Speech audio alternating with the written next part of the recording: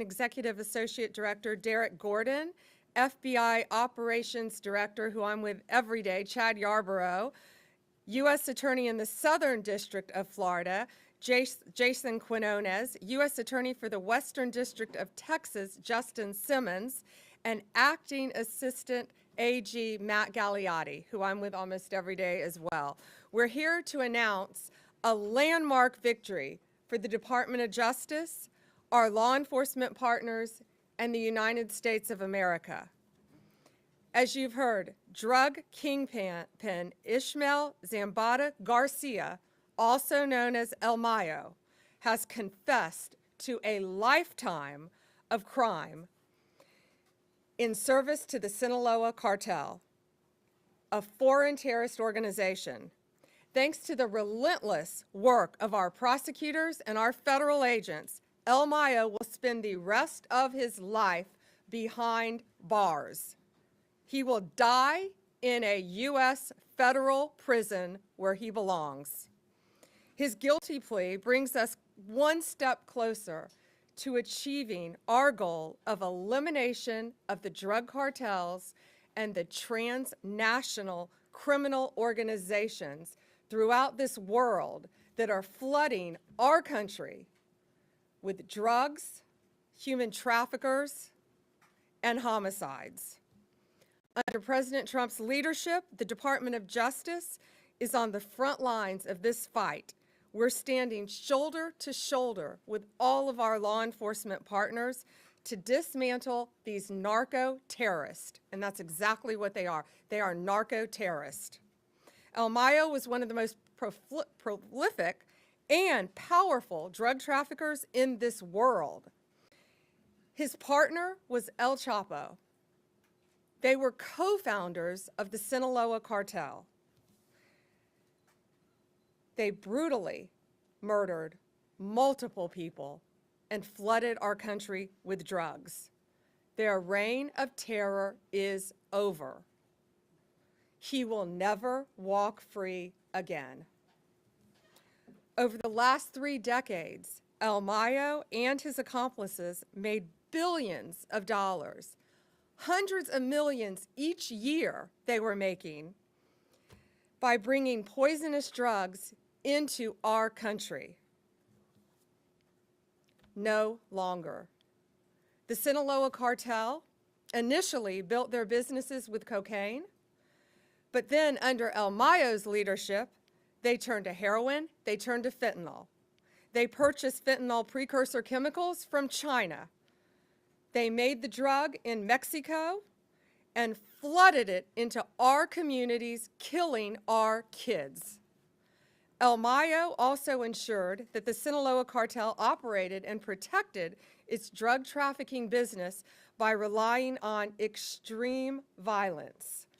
They used military-grade weapons and directed hitmen to kill their adversaries. They committed gruesome assassinations, kidnappings, and horrible crimes to maintain discipline within their own organization. He ordered the murders of countless individuals and rivals.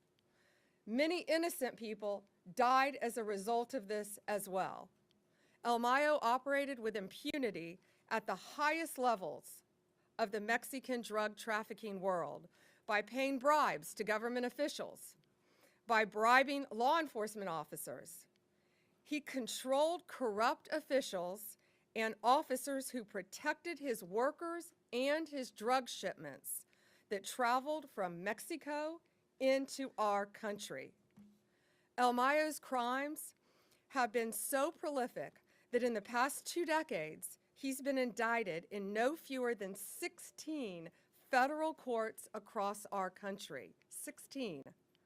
From Western District of Texas to Chicago to here in the Eastern District of New York. He escaped justice for decades, but under President Trump's leadership, he has finally been brought to justice. Today's conviction is the latest success in the United States fight against deadly cartels and transnational criminal organizations. We've made remarkable progress. Just to give you a few examples, under President Trump's direction, the United States State Department designated the Sinaloa cartel, together with 5 other cartels and MS-13 and TDA, as foreign terrorist organizations due to the serious threat that they pose to our national security. As a result, the DOJ has already charged leaders of the Sinaloa cartel with narco-terrorism and charged alleged members with supporters of TDA, MS-13, and CJNG, currently one of the most violent cartels in Mexico. They provided material support to a terrorist organization. We are calling these drug kingpins what they are: international narco-terrorists that invade our country, threaten the sovereignty of our borders, and destroy our communities. They are terrorists, and we will prosecute them like they are terrorists. Since President Trump took office, Mexican authorities have expelled more than 50 high-ranking cartel leaders and other dangerous criminals to our country to face prosecution. More than 50. These are historic numbers that ensure that these criminals will face justice and face justice on American soil. We now have leaders from CJNG, Sinaloa, and Los Zetas in custody. Our prosecutors in the Criminal Division and the Northern District of Illinois obtained a guilty plea from Ovidio Guzman Lopez, the son of El Chapo, and another leader of the Sinaloa cartel, the co-founder. Just a few weeks ago, on August 14th, we announced criminal charges against 5 cartel leaders and high-ranking members of these united cartels. We will not rest until Americans are safe from these narco-terrorists. Thanks to our law enforcement officers, both here and in Mexico, who often put their lives on the line every single day to protect us and to get these violent leaders off the streets. We are not done yet. At President Trump's direction, we will continue to fight until every single cartel boss is behind bars and on American soil and in American prisons for the rest of their lives. Thank you.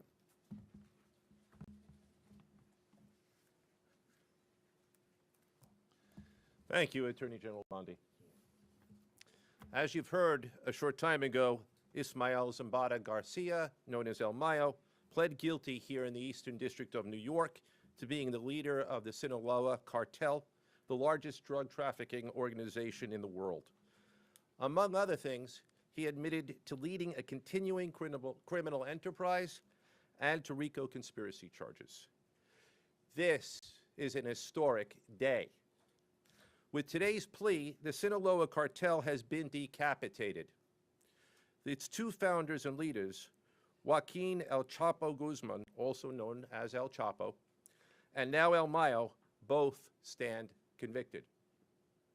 These defendants built a criminal empire in Sinaloa, Mexico. Their cartel grew like it was a cancer throughout the hemisphere. They flooded the United States with deadly drugs, including cocaine, heroin, methamphetamine, and then fentanyl. El Mayo was first indicted in the Eastern District of New York in 2009, and we continued to add charges, including, as the Attorney General mentioned, fentanyl trafficking, right up until this very year. As a result of his conviction, El Mayo faces a sentence of life in prison without the possibility of parole. This conviction is also a testament to the unrelenting determination of the prosecutors and the law enforcement agents who would never stop seeking to bring El Mayo to justice. As our Attorney General has pointed out, the plea marks the conclusion of a decades-long effort by hardworking and dedicated public servants across the United States. I want to thank the prosecution team from the Eastern District of New York, Assistant United States Attorneys Francisco Navarro, Robert Pollack, Adam Amir, Lauren Bowman, and Rebecca Ercolay. In addition to the United States Attorney's Office in the Southern District of Florida and the United States Attorney's Office for the Western District of Texas, both of whom are here with us today, I also want to acknowledge the important contributions of the U.S. Attorney's Offices for the Northern District of Illinois, the Southern District of California, and the Central District of California. I would also like to thank our American law enforcement partners at the FBI, Homeland Security, and the DEA, along with numerous other law enforcement agents throughout the government. I would also like to thank our counterparts in the Mexican government. Finally, I gratefully acknowledge the presence here today of Frank Tarantino from the DEA, Ricky Patel from Homeland Security, and Philip Bates from the FBI. I'm now going to ask Acting Assistant Attorney General Matthew Gagliotti to say a few words.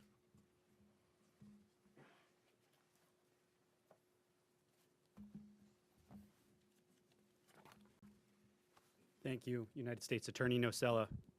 Good afternoon. My name is Matthew Gagliotti, and I'm the Acting Assistant Attorney General for the Criminal Division and a former Assistant United States Attorney here in the Eastern District of New York.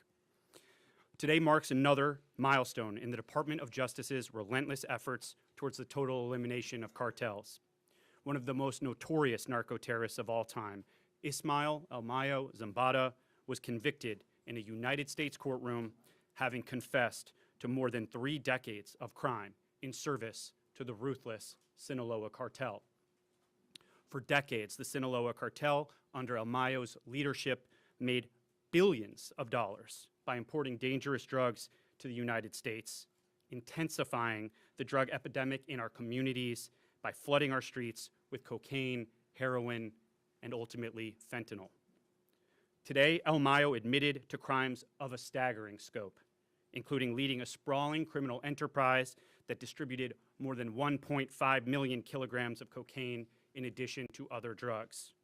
He made corrupt payments to operate with impunity, and he protected Sinaloa's operations by ordering acts of extreme, heinous violence, leaving a trail of human suffering, including innocent victims, in his wake.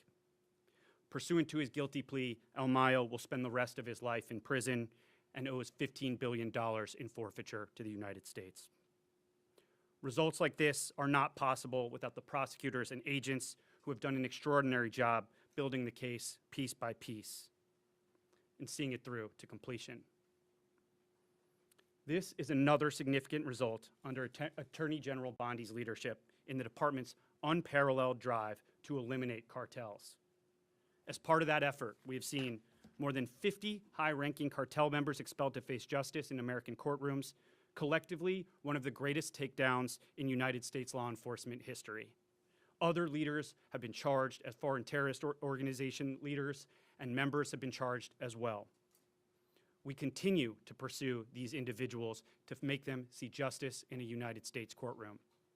As Acting Assistant Attorney General, I want to thank all of our law enforcement partners, and I'll briefly flag in particular trial attorneys Jace Bourne and Kirk Handrich, as well as all of the U.S. Attorney and law enforcement partners with us. The Attorney General has made clear that the department's goal is eradicating the harms caused by cartels in American communities. And the department is quickly making historic progress towards achieving just that. Thank you. It's my honor to introduce DEA Administrator Terry Cole. Thank you, Matt. Madam Attorney General, thank you for your law enforcement support. Thank you for the care and attention you've given to our police officers every single day. And thank you for your leadership. My name is Terry Cole. I'm the administrator of DEA. I'm a career 1811 criminal investigator with DEA. And when I joined this case years ago, we were sometimes told we were chasing shadows, legends of men who believed they were untouchable. One of those men was El Mayo. However, today, as you've heard, he stood in a U.S. courtroom and he said those words that change everything: guilty. This is just not another plea. It's a collapse of a myth that leaders of cartels are beyond the reach of American justice.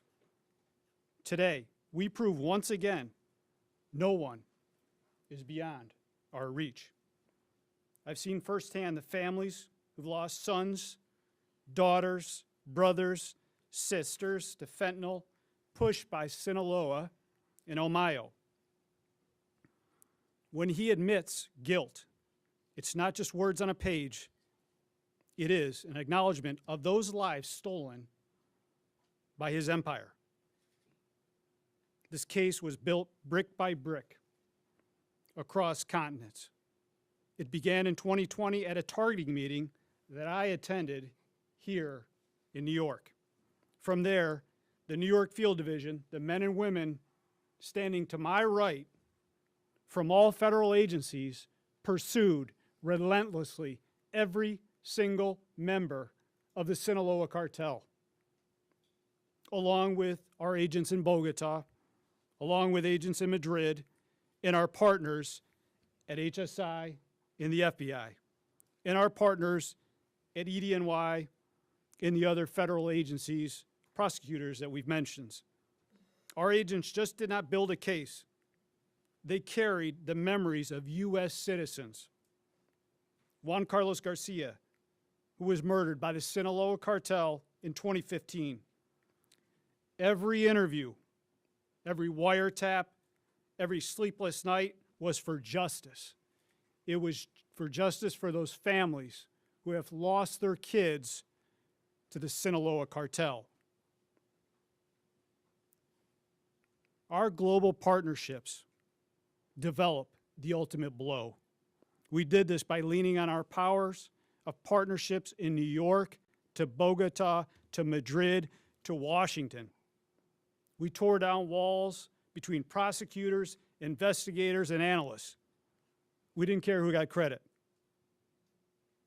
The only thing we wanted was the truth. It's the same model we used when we took down Garcia Luna, when we took down Chapo, and as we continue to dismantle RCQ. It's a model of dismantlement of the cartels today. Dismantling cartels, we just didn't go after the drugs.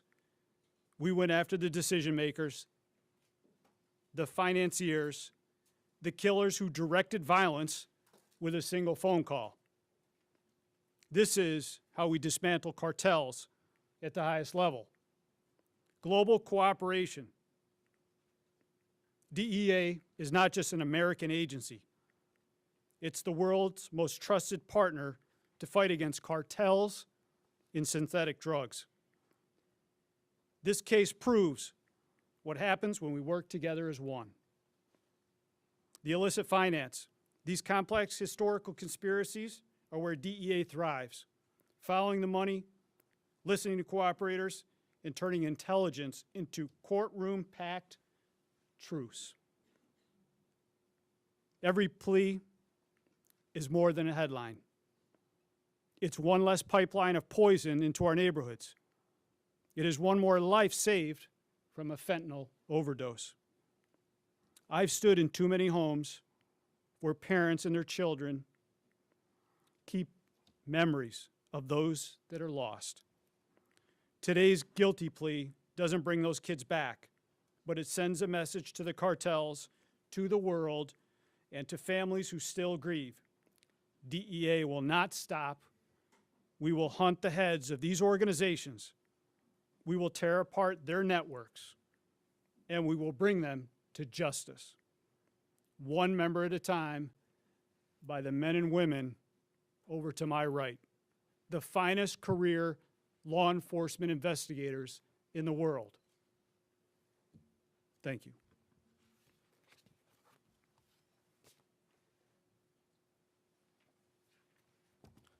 Good afternoon, Madam Attorney General. Administrator Cole, thank you for the remarks.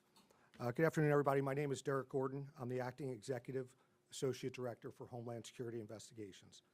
Today marks an historic day in pursuit of justice for the countless victims Nevada's regime of terror created.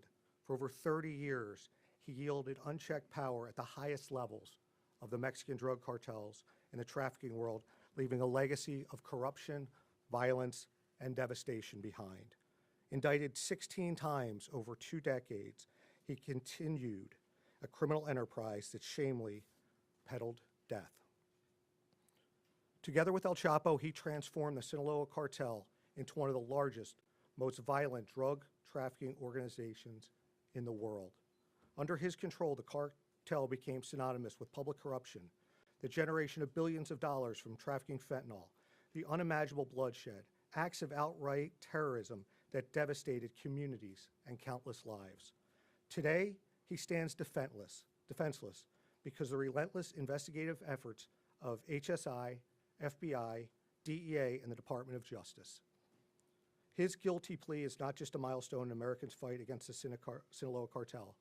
It's a victory for the victims whose lives were shattered by his ruthless regime. But we are far from finished. HSI special agents working alongside our law enforcement counterparts have dedicated decades to investigating foreign terrorist organizations for the sake of uncovering, disrupting, and ultimately dismantling them until they are completely wiped off the face of the earth by any means necessary. With today's victory, our fight continues with renewed fervency. Thank you very much, and I'll turn it over to my colleague, Chad Yarborough from the FBI.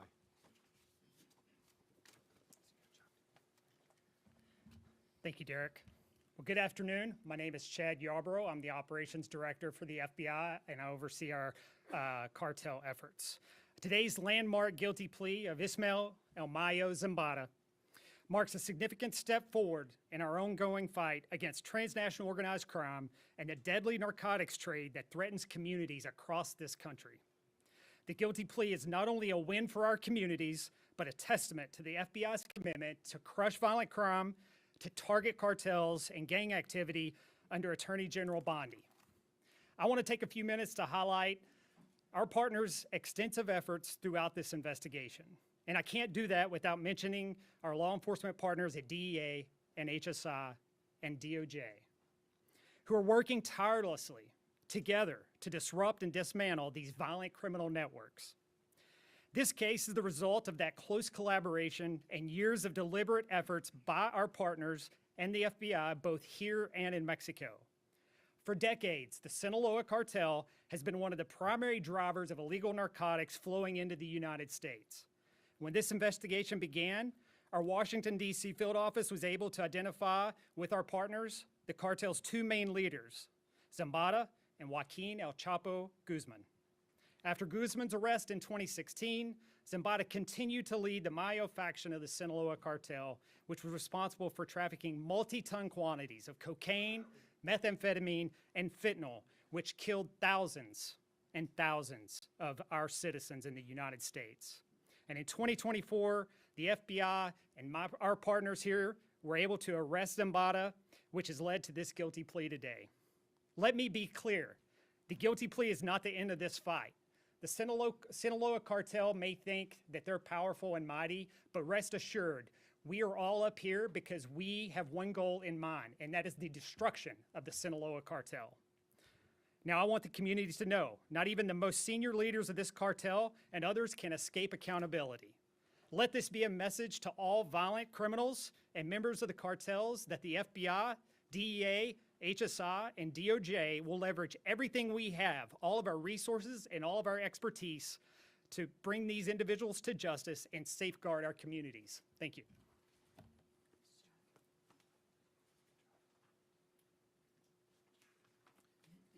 Good afternoon, everyone. Good afternoon, Madam Attorney General. Thank you for your leadership and your support. I'm Jason Redding-Quinones, the United States Attorney for the Southern District of Florida. For more than 3 decades, Ismael and Mayo Zambada Garcia commanded one of the most violent criminal organizations in the world. Under his direction, the Sinaloa cartel used vast resources to bribe officials, intimidate rivals, torture their enemies, and murder witnesses, all to push poison in our community that ends today. With his guilty plea, Ed Mayo now faces a mandatory life sentence in federal prison. He will never again lead a cartel that fueled addiction, spread violence, and tore apart families on both sides of our border. Let me be clear to anyone who thinks they will take his place. We will find you. We will extradite you. We will prosecute you, and we will bring you to justice. I stand here shoulder to shoulder with our law enforcement partners, and I'm humbled by their extraordinary work. For years, agents and prosecutors quietly built this case, piece by piece, fact by fact, not for glory, but for justice. For justice for the thousands of victims left in the wake of El Mayo's reign of terror. Because of their courage, we are here today. I commend each of them. I especially recognize my Assistant United States Attorneys, Andrea Goldberg and Monique Botero, for their relentless pursuit of justice. It's now my honor to introduce the U.S. Attorney for the Western District of Texas, Justin Simmons. Good afternoon. My name is Justin Simmons. I am the United States Attorney for the Western District of Texas. I want to thank you, General Bondi, for your support. Thank President Trump as well for his support in this case and many other cases like it that we will continue to bring. They provided the resources and, again, the support that was needed to make a day like today happen. Ismael Zambada Garcia, in partnership with El Chapo Guzman, led the Sinaloa cartel for decades. In so doing, they brought millions of kilos of drugs into the United States. In so doing, they also imprisoned millions of Americans within the gray walls of addiction, millions of their own countrymen within the gray walls of violence and fear. Now, he will spend the rest of his life behind walls of stone and steel. The Western District of Texas was especially affected by the activities of the Sinaloa cartel. You see, Juarez and El Paso are connected. Thousands of people every day cross through the various points of entries that connect the two cities and the two countries. Thousands used to cross illegally every day between the two countries. That's not happening so much anymore. Juarez affects El Paso. And so in 2008, when the Sinaloa cartel started fighting with the Juarez cartel to take control of that area, 10,000 people were killed on the Mexican side. U.S. citizens, at least one U.S. citizen, was kidnapped, tortured, and murdered. And stray gunfire being fired in Juarez came across to El Paso. So those things that were going on, that were the product of the Sinaloa cartel's desire to take over that area, directly affected people of the Western District and in El Paso in particular. So in April 2012, AUSAs in El Paso brought charges against El Mayo, Chapo, and 22 other members of the Sinaloa cartel. I want to take a moment to personally thank AUSA Tony Franco and AUSA Kyle Myers for their work on this case. One of those charges that he pled guilty to today was part of that indictment, part of that 2012 indictment. So this really has come full circle for us in the Western District of Texas as well. But really today's not about the Western District of Texas. It's not about the Eastern District of New York, the Southern District of Florida, or any other district. It's about the government of the people, by the people, and for the people delivering on a promise to eradicate Mexican drug cartels. That's what we're doing. And we're doing that so Americans can live freely, enjoy liberty, and pursue happiness. This is part of us delivering on that promise. And with that, I'll bring up Mr. Nocella once again. Thank you. I want to thank everybody for coming. That concludes our press announcement. There will be no further proceedings and there are no questions, but I ask that everybody please remain in your seats as our speakers exit the room. Thank you. Nothing on the cartels or the work that the DEA did? We have questions about that we'd like to talk about. Thank you. We can take you all have stayed here all afternoon. Would be glad to take a couple questions. Sure. Wait, let me get him in the back of the room first. Go ahead. Thank you so much. So on that point, I know as you wrap up these cartels, I'll take like 4 questions. you're focused on, as well, presumably, cash and assets that comes up with that.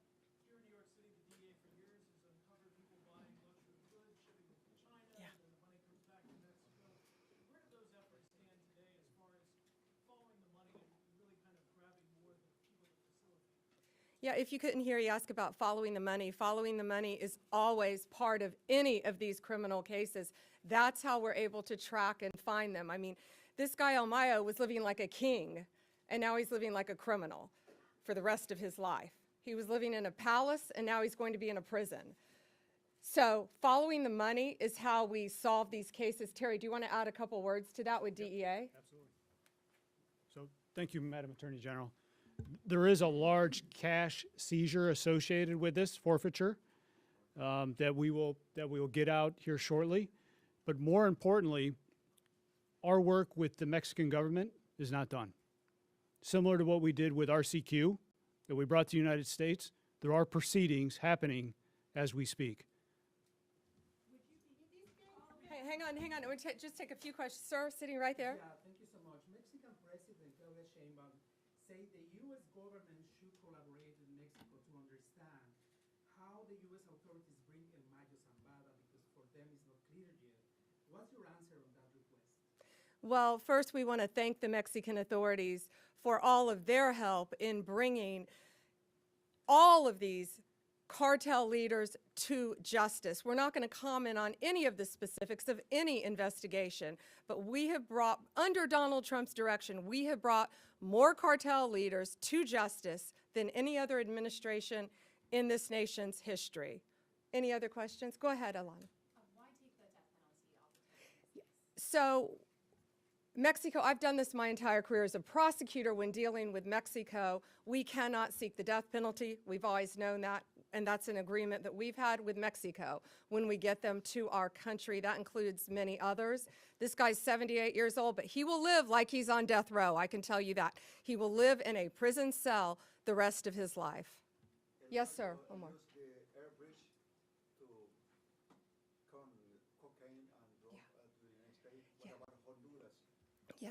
He asked about the air bridge. Air bridge is a term that is common in law enforcement for how drug traffickers move their drugs from multiple countries, Venezuela, Honduras, Guatemala, Mexico, to our country. It's called an air bridge. And they pay off government officials, they pay people off, they pay off law enforcement officers in their countries to ignore that and to let them fly undetected. We're looking at all that. We're looking at that in multiple countries. Thank you all for being here, and thank you.